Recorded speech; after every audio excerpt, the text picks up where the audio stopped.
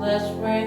Lord, I want to thank you for another Sabbath, Lord, to worship you and to a day of rest from school and a day of rest from work for the parents, Lord. And Lord, I hope everyone has wake up early to see this session, Lord. And Lord, please help this session to at least touch one mind of a child or adult, Lord. In Jesus' name I pray, amen.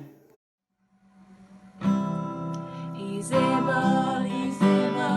I know he is able. I know my Lord is able to carry me through.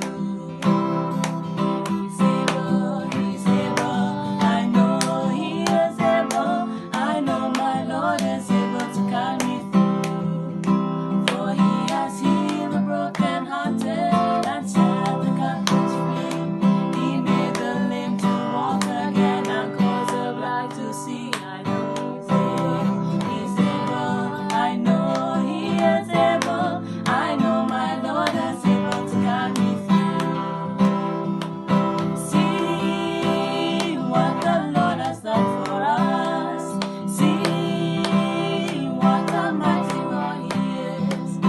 See what the Lord has done for us. See what a mighty God he is.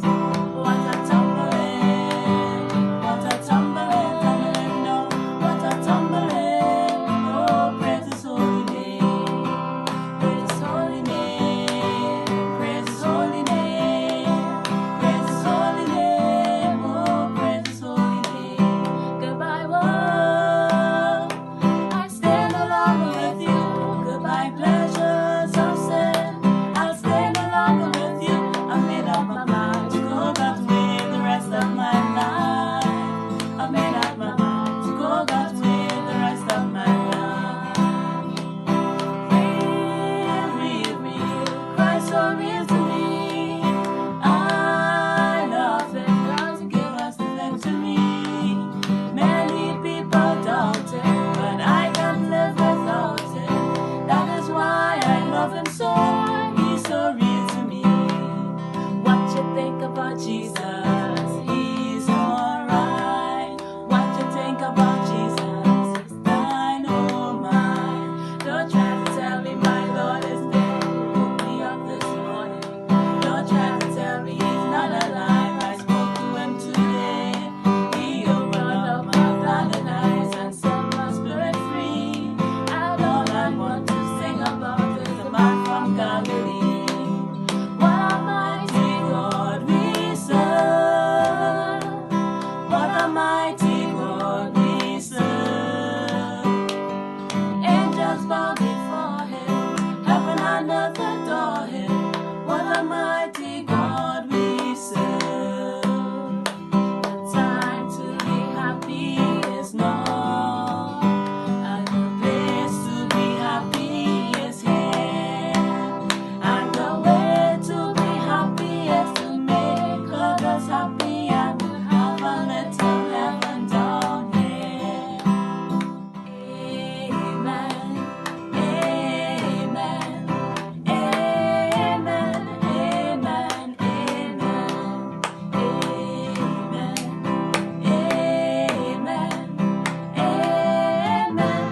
amen, amen. Hymn number 229. All hail the power of Jesus' name. All hail the power of Jesus' name. Let angels prostrate fall. Bring forth the royal diadem and crown him Lord of all. Bring forth the royal diadem and crown him Lord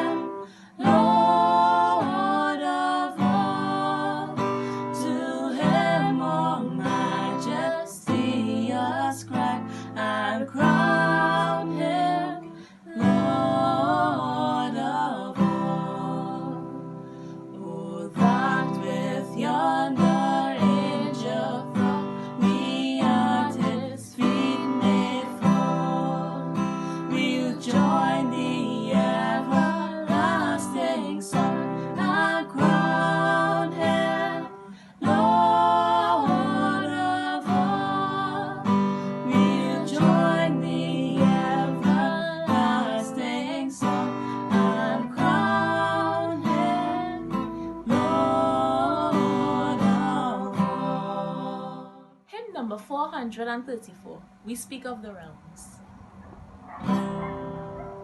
We speak of the realms of the blessed, that country so bright and so fair, and of God its glories confess. But what must it be to be there? We speak of its pathway of gold, its walks decked with jewels so rare, its wonders and pleasures untold. But what must it be to be there? We speak of its freedom of sin, from sorrow, temptation, and care, from trials without and within. But what must it be to be there? We speak of its service of love, of the robes which the glorified wear, of the church of the firstborn above. But what must it be to be there? Our mourning is all at an end, when raised by the life-giving word, we see the new city descend, adorned as a bride for her Lord. The city so holy and clean, no sorrow can breathe in the air, no gloom of affliction or sin, no shadow of evil is there. Too long is temptation and woe, for heaven my spirit prepare, and shortly I also shall know, and feel what it is to be there. Then on the bright fields we shall roam, in glory celestial and fair, with saints and with angels at home, and Jesus himself will be there. Hymn number 124, Away in a Manger. Away in a manger, no grave for a bed, the little Lord Jesus laid down his sweet head. The stars in the sky looked down where he lay, the little Lord Jesus asleep in the hay. The cattle alone with the baby awakes, but little Lord Jesus no crying he makes. I love thee, Lord Jesus, look down from the sky, and stay by my cradle till morning is nigh. Be near me, Lord Jesus, I ask thee to stay close by me forever, and love me, I pray. Bless all the dear children in thy tender care, and take us to heaven to live with thee there. Hymn number 130, It Came Upon a Midnight Glare. It came upon the midnight glare, that glorious song of war, from angels bending near the earth to touch their harps of gold. We sung the earth goodwill to men, from heaven's all gracious came.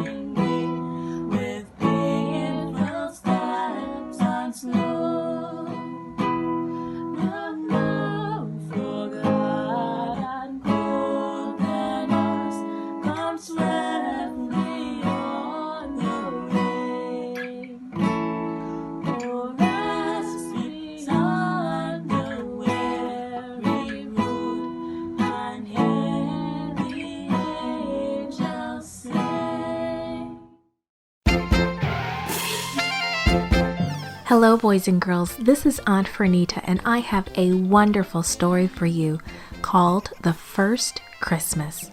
Today's memory verse is from 2 Corinthians chapter 9, verse 15. It says, "Thanks be to God for his gift." The message for today's story is we worship God when we thank him for sending Jesus to earth. Have you ever been on a long trip? Have you ever wished that you could stop and rest? A long time ago, Mary and Joseph traveled to a city called Bethlehem. That trip changed their lives. Bethlehem was a noisy, busy place. People crowded into the narrow streets, and all of them were tired. They had been traveling for a long time to get to Bethlehem. The king had ordered a count, called a census, of everyone who lived in the country. Every man had to take his family to the place where he had been born to have their names written in a record book. All these people had come to Bethlehem to be counted and registered. Two of those people were Mary and Joseph. They lived in Nazareth, but like all the other visitors to this busy little town, they had come to Bethlehem to register because Joseph's family came from there. It had been a long trip, and they were tired. And Mary wasn't feeling well. Why? She was about to have a baby. They stopped in town at the little hotel called an inn in those days, but Mary and Joseph were too late. Many other visitors to Bethlehem had arrived before them, and there were no rooms left in the little inn. The owner of the little inn felt sorry for Mary and Joseph. He could see that Mary was very tired, and he really wanted to help them. So he let them stay in the stable where he kept his animals. There, Joseph and Mary made beds on the hay, and that's where Mary's baby was born. Mary wrapped her newborn boy in warm cloths and held him close. He was so precious and so beautiful. Quietly, gently, she laid him in the manger filled with hay. That was the only bed that she had for him. But Mary's baby was no ordinary baby. He was Jesus, the Prince of Heaven. He had come to earth as a baby to show us what God is really like. He left all the beauty and glory of heaven to be born in a barn and to sleep on a bed of hay. He had traded life with his heavenly Father and the angels for a place with cows and donkeys. Jesus was willing to leave heaven to save the whole world from sin. His birth is the reason people celebrate Christmas. Christmas is about Christ, another name for Jesus. Every Christmas we remember that he chose to be born in a stable, to live here to show us what God is really like. Christmas is a time to thank him for coming to save us. Christmas is a time to share his love with everyone. This podcast is produced by Gracelink.net at Studio El Piso, Singapore. For more children's resources, please visit Gracelink.net. Good morning, boys and girls, and happy Sabbath. Today we have another lesson. The name of our lesson for today is Healing at the Pool of Bethesda. The message: Jesus sees our needs and helps us. And let us read our memory verse together. For it is by grace you have been saved through faith. It is the gift of God. Ephesians chapter 2, verse 8. Jesus has come to Jerusalem to attend a feast. Soon he finds himself near a pool, the pool of Bethesda. 5 beautiful covered porches surround the pool. This is the kind of place that should be peaceful. It should be surrounded with lush green plants and colorful flowers. But it is a place of sickness and misery. All around the pool, people are struggling. Sick people lie in all angles or sit hunched over. So many people. Jesus stops. He looks around. He sees the blind, the deaf, the crippled. He sees some with stomach problems and skin diseases. Some suffer from mental health problems. His heart goes out to the elderly, the children, and those of all ages in between. All are here hoping for a miracle. The people wait for the water in the pool to move. Many believe it will be stirred by an angel, and whoever is first in the water afterward will be healed. Jesus knows that isn't true. It is a false hope, but the people wait and watch. And when ripples appear, the eager people rush forward. Desperate for healing, they trample the smaller and weaker. Jesus looks over this crowd of sick people and he has compassion on them. He wants to heal all of them. He knows some of the Jewish leaders will be angry if he heals the sick today because it is the Sabbath. They would even try to kill him, but his time has not come. His work on earth is not yet finished. Jesus knows each person's name and their sickness. He especially notices one man who has been crippled for 38 years. Jesus also knows that the man is sad. He is lonely and feels that he is not worthy of God's mercy. Quietly, Jesus kneels beside him and bends over to see his face. Tenderly, he asks, "Do you want to be healed?" Hope jumps in the man's heart. Of course he wants to be healed. Doesn't everyone here? He doesn't know who Jesus is. He doesn't know that Jesus can heal him. He believes his only hope is to get into that water. So he tells Jesus, "Sir, I don't have anyone to help me. I can't get into the pool fast enough. When I try, someone always gets in before me." Jesus doesn't ask the man to believe in him. He doesn't even tell the man who he is. He knows the man doesn't feel worthy of God's love. But Jesus wants to pour his grace out on this man. So he says to the man, "Get up, pick up your bed and walk." The man doesn't hesitate. He obeys. He wants to be made well. Nerves and muscles that haven't been useful for years are brought to life. The man jumps up. He rolls up his rug and blanket. Then he looks around for the one who just healed him. But Jesus has slipped away into the crowd. Later, Jesus meets the man in the temple. The man is overjoyed and he tells everyone he meets the good news about Jesus. That day, Jesus healed a man's body.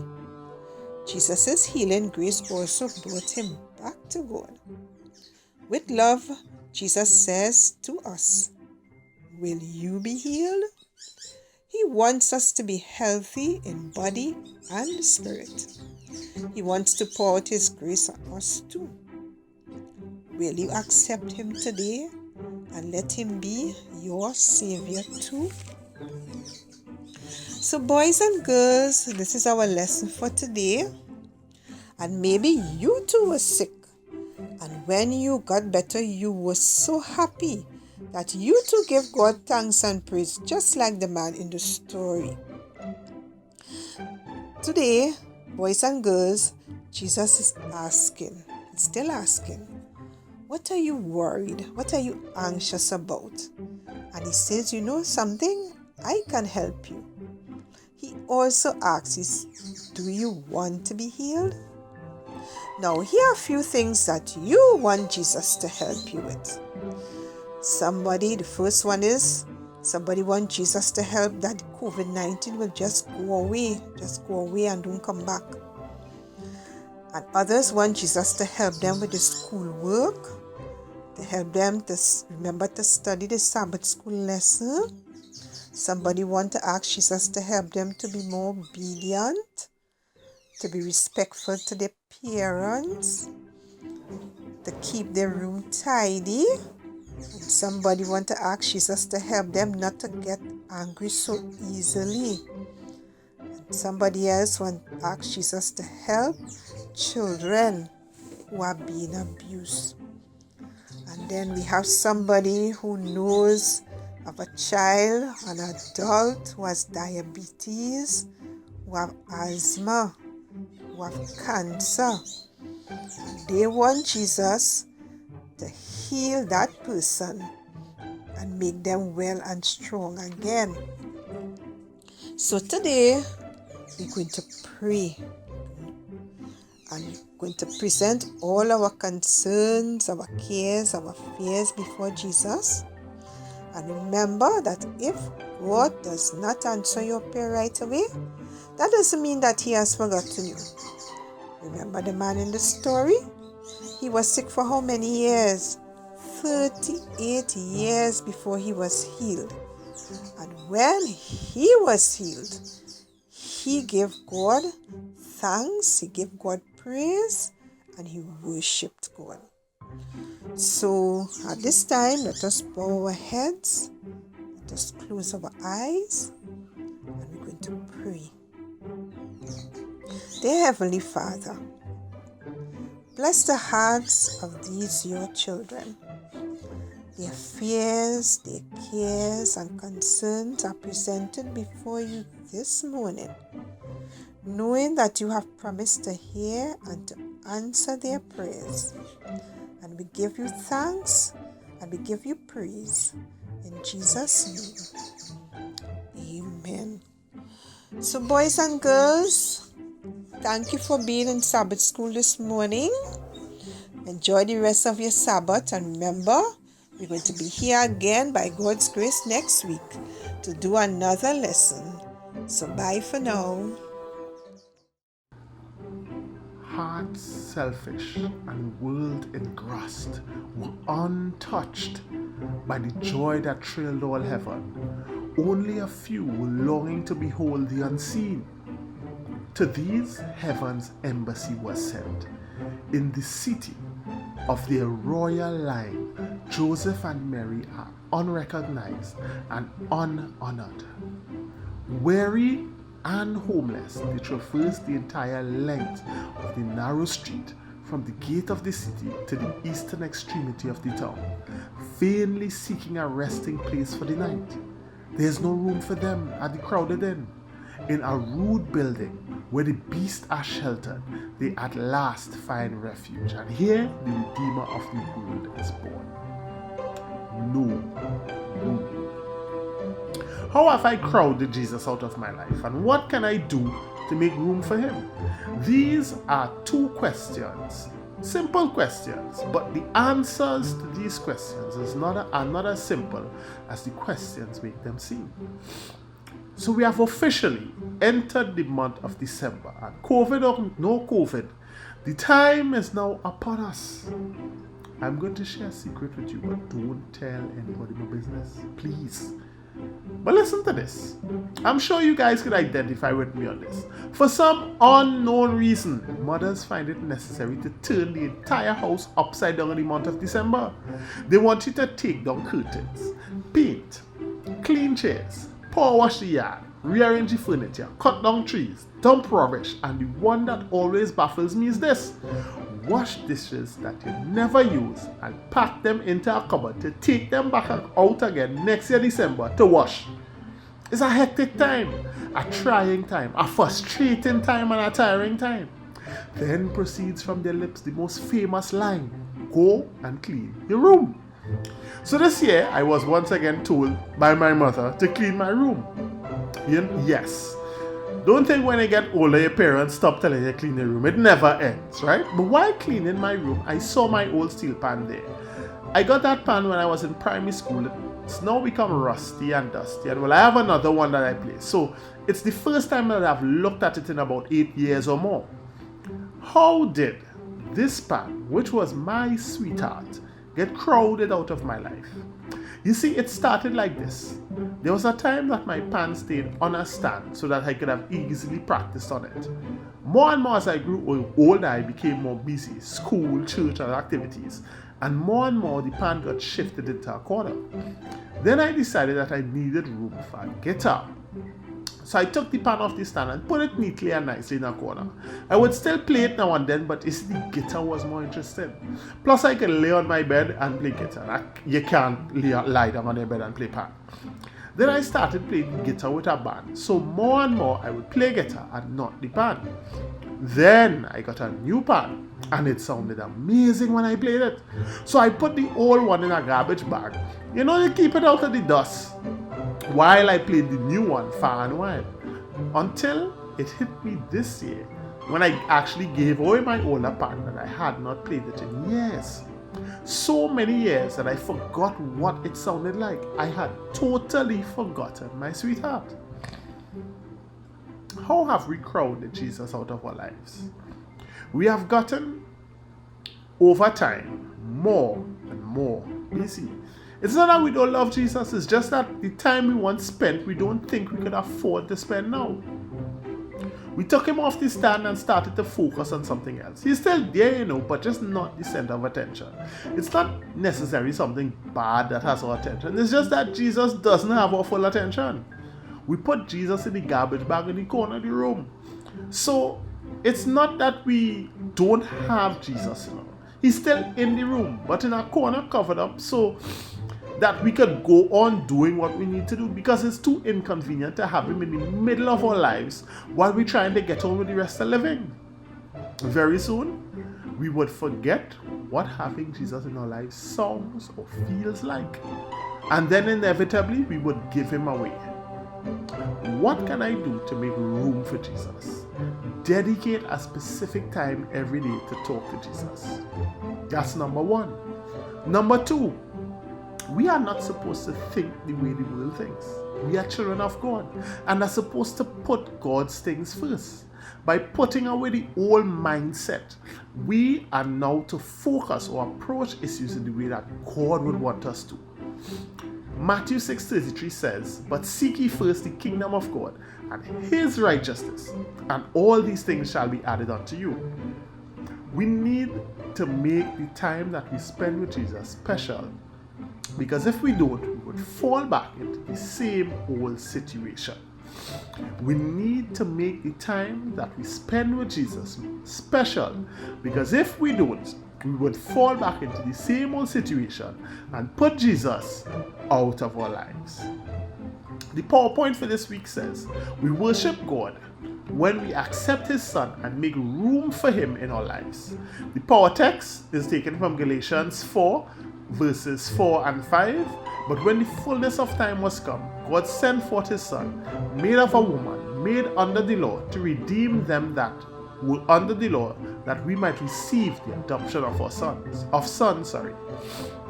As we saw in the lesson this week, Jesus, the Redeemer of the world, came and there was no room for him. But more importantly, nobody really paid attention to Jesus' coming. The people at that time were just like us now, totally caught up in making the best possible lives for themselves. And that is the struggle we face today. Yes, adults have that same struggle that you do. Because if the devil could get us to not make room in our lives for God, he has won. So let's all try to not let him win this week coming. Let's make some time for Jesus in our lives. As we enter into this coming week, I'll let you guys borrow my favorite text. Finally, my brethren, be strong in the Lord and in the power of his might. Put on the whole armor of God, that ye may be able to stand against the wiles of the devil. For we wrestle not against flesh and blood, but against principalities, against powers, against the rulers of darkness of this world, against spiritual wickedness in high places. Wherefore, take unto you the whole armor of God, that ye may be able to withstand the evil day. And having done all to stand, stand therefore, having your loins girt about you with truth, and having on the breastplate of righteousness, and your feet shod with the preparation of the gospel of peace. Above all, taking the shield of faith, wherewith ye shall be able to quench all the fiery darts of the wicked, and take the helmet of salvation and the sword of the Spirit, which is the word of God. So, in this coming week, let's take Jesus out of the corner, out of the garbage bag, and put him back in the center of our lives. Hope to see you guys soon and study next week's lesson. Have a wonderful week. Good morning, boys and girls. Our mission story today is set in India, written by someone called Anurad Banwal, who is 19 years old. Our mission story is entitled, God is My Teacher.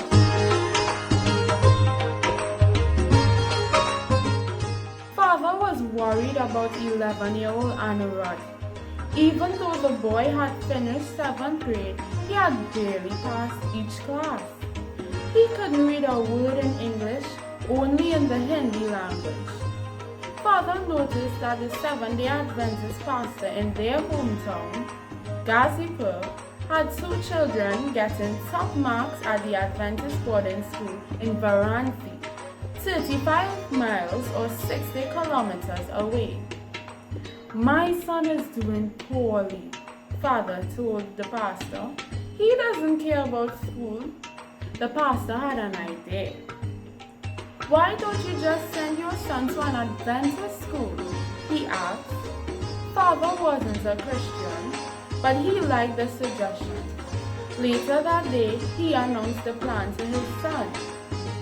Anurad didn't want to go to school anywhere, but he was terribly bored.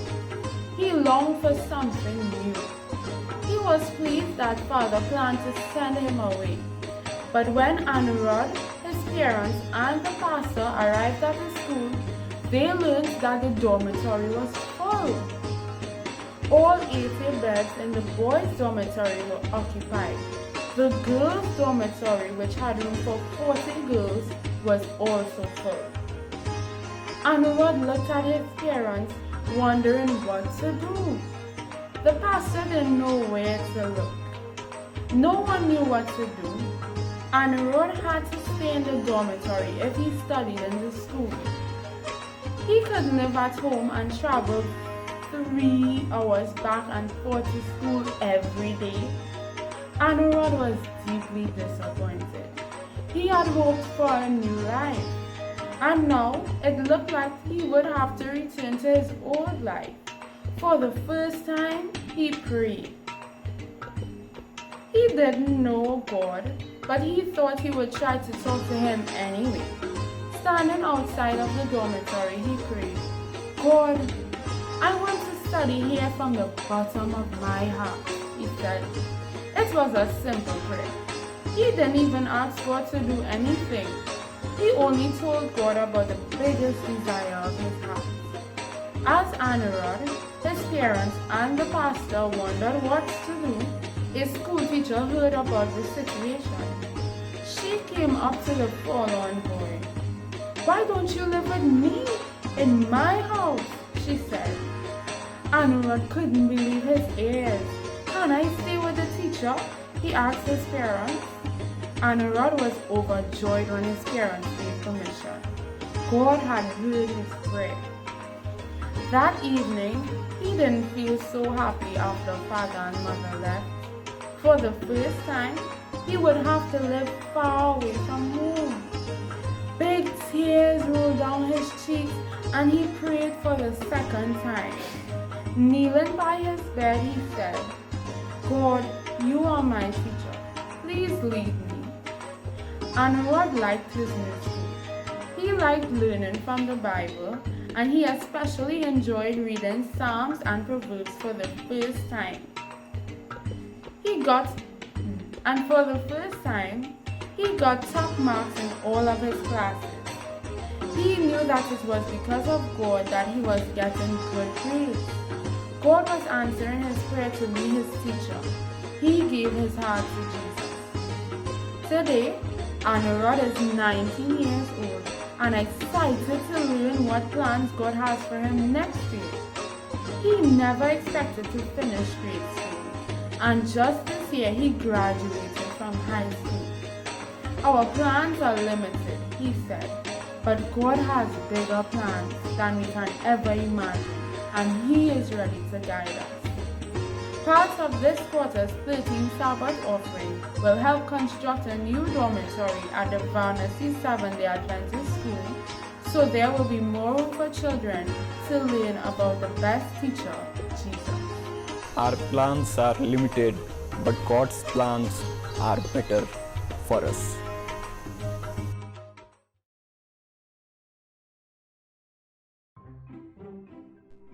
Okay, so let's begin. So we are going to use our sheet of paper, fold it from left to right until we get the center section, and then use our scissors, pair of scissors, and cut. Next, we are going to take 1/2 of this sheet of paper, using our ruler and our pencil. We are going to make lines at each centimeter intersection.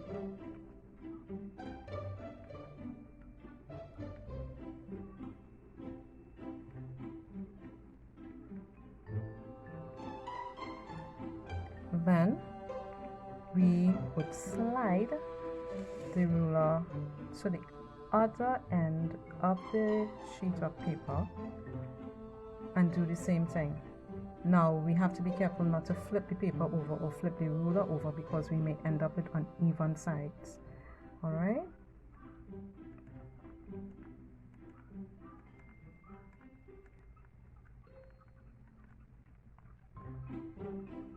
Okay, done. As you can see. Alright? Next, using our ruler, we would make indentations at each. We would do that with both sheets of paper. Okay?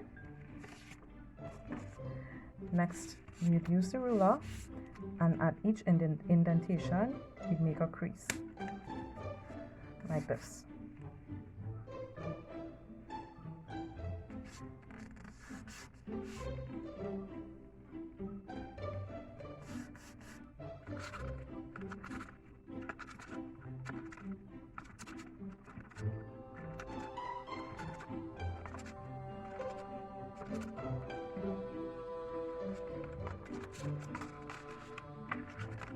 Alright, and this is what we will end up with. Okay, isn't this cool? So we repeat that with both halves of the paper. Next, we would do a fan fold with these indentations. So you're going to fold the paper back on itself,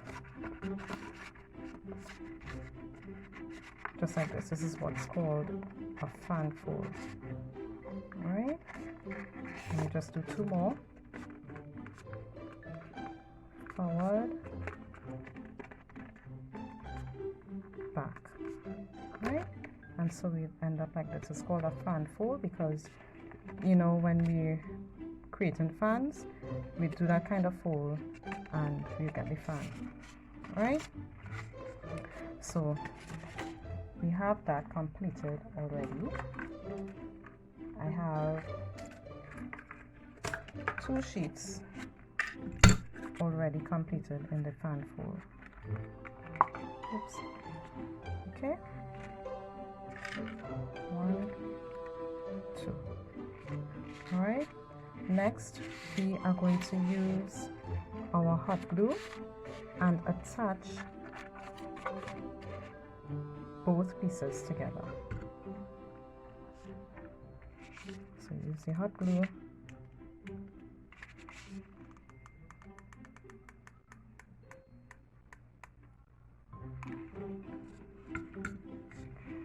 And we would attach both ends together,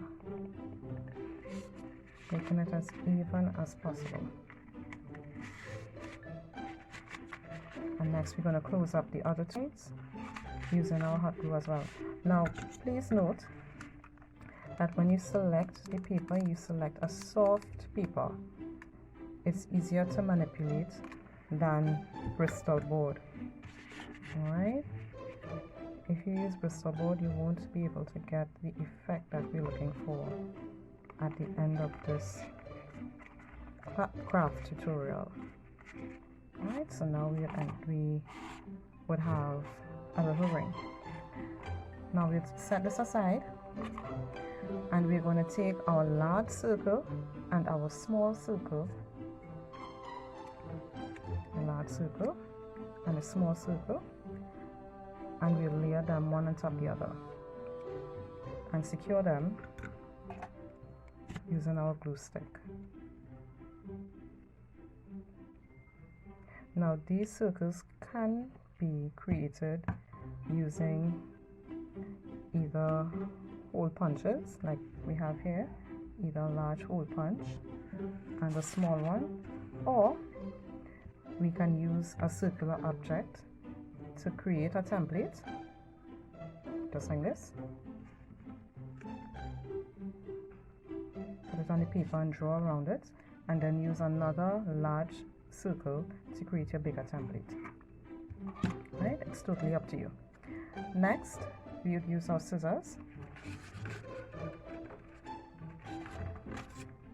and we're going to cut some lines on our larger circle, going right around.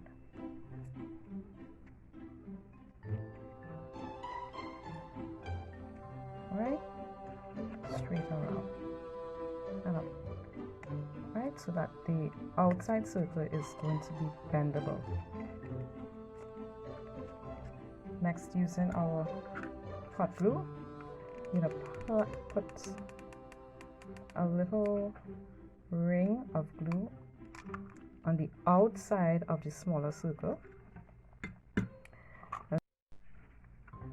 So next, we take our little fan or accordion circle and gently squeeze the bottom so it comes together like this.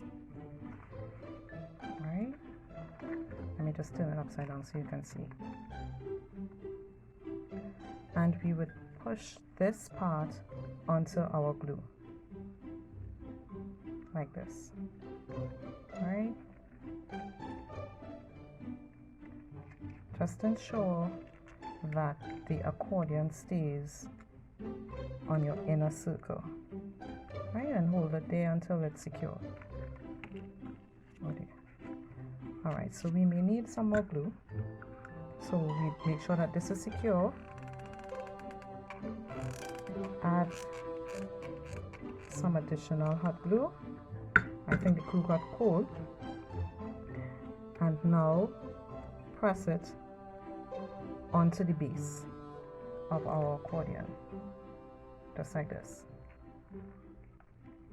Then, making sure that we still hold on to this accordion, we are going to apply some additional glue around the perimeter of the outer circle and secure it to the base of our accordion. So we're going to do it a bit at a time. Alright, so you press in. Remember, we had those cuts, so those cuts are going to make it easier to press this outer circle onto our accordion. Alright, see it's starting to take shape.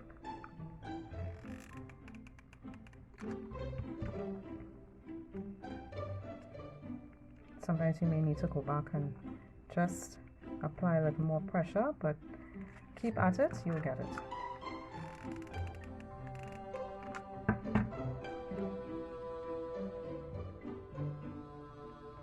Alright, we're almost there. Just make sure that it stays at the finish line. Right, almost at the finish line. Alright, there we go. So here we have a nice base for our basket. See? It begins to look like a basket. Now, Using our hole punch, we would create 2 holes on opposite sides so that we can pass our string through. So, on the side, 1, on the side opposite, 2.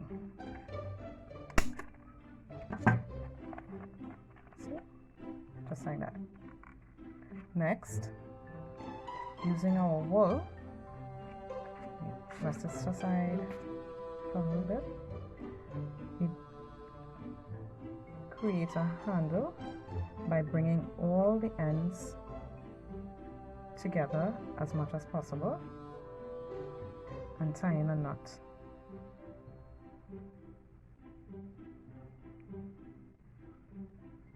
Just like this.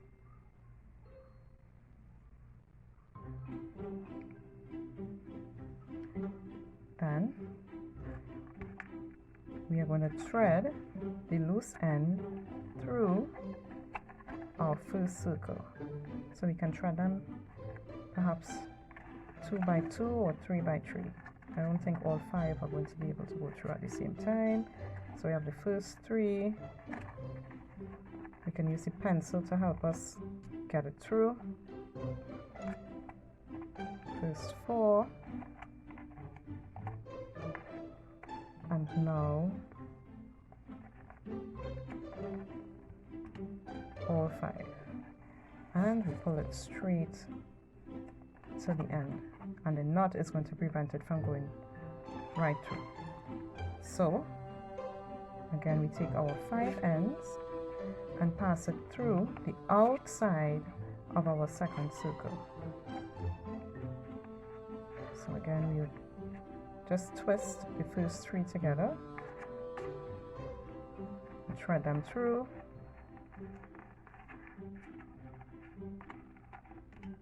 piece number 4, we push that through,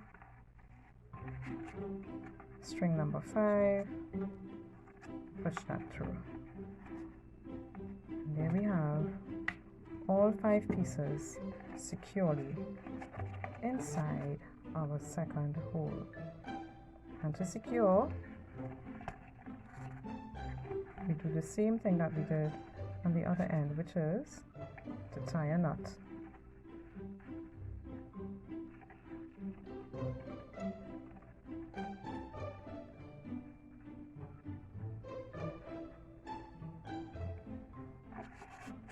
And there you have it, our little basket with which you can share with your friends and your family. Christmas time is coming, and you know we may not have enough funds to purchase some fancy gifts, but we can become givers through creativity. We can fill this with some nice goodies.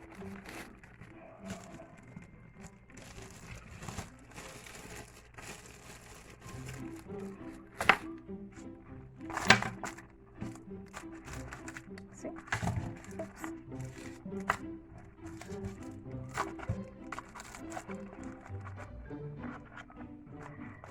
You can fill it with some nice goodies, cover it with some tulle or some candy floss, and share with friends and family. Thank you for taking the time to craft with us. Bye.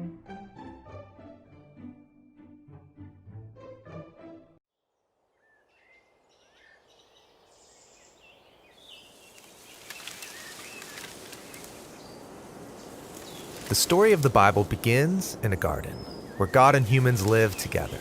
And the biblical authors want us to see this garden as a type of temple. The top is the most sacred place, the Holy of Holies, where God's presence is most intense. And that's where we find the Tree of Life. So, what's this tree all about? Well, it represents God's own life and creative power that is made available to others. In fact, God's first command is that humans eat from all of the trees, including this one. So you're ingesting God's own life. That sounds intense. Yeah, this meal transforms the one who eats it. Or in the words of the story, it leads to eternal life. Okay, but on the way to the tree of life, the humans have to pass by another tree called the tree of knowing good and bad. And God says that eating from this tree will kill you. How does it do that? Well, it represents taking the authority to do what is good in your own eyes. And when humans do that, it leads to broken relationships, violence, and death. And so here's the thing. Both trees look beautiful, but one of them is a false tree of life. And the humans take from this false tree of life. And they're exiled from the garden for good. Which raises the question, can anyone ever get back to the tree of life?